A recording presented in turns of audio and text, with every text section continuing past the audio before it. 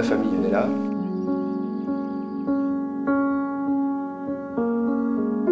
On connaît ces montagnes par cœur, quand on les voit, elles nous parlent. On est tous partis, parce que ces zones de montagne étaient très difficiles, il n'y avait pas du travail pour tout le monde.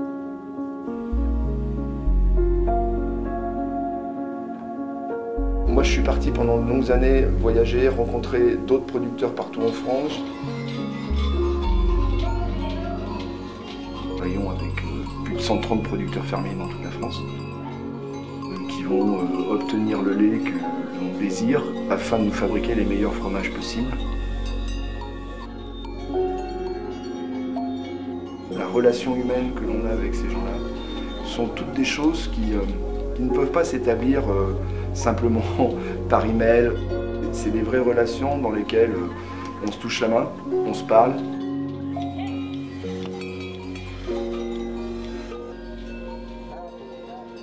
De tout ce qu'on a vu aussi, on a vu des producteurs avec lesquels nous, on leur demande beaucoup d'énergie, beaucoup d'investissement et beaucoup de travail pour nous procurer un excellent lait et être capable de nous faire des très bons fromages.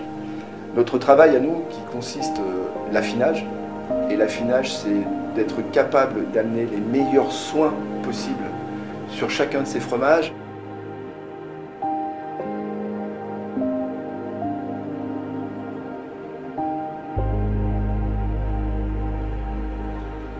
Et c'est vrai que nous sommes un peu les rares artisans dans le monde.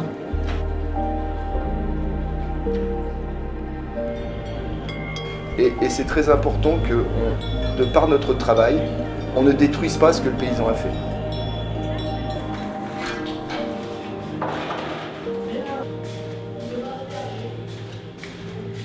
On joue, nous, constamment avec 3 éléments. Température, humidité, ventilation. Parce que le climat dehors, c'est ça. Il fait beau, il fait du vent, il fait du soleil. Dans une cave, on va essayer de rétablir exactement la même.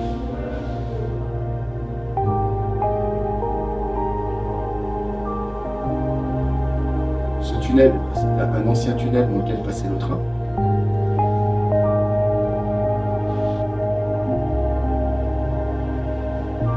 L'affinage est presque magique dans le tunnel.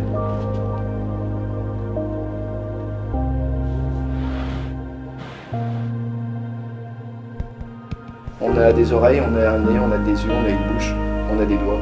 C'est toutes ces choses-là qui vont nous aider à pouvoir justement savoir si on a bien travaillé.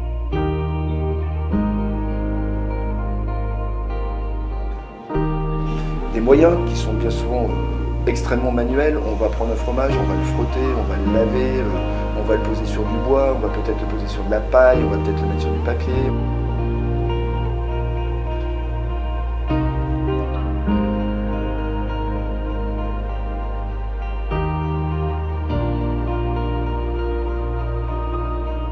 Le travail que je fais, le métier que je fais, sert à nourrir les gens.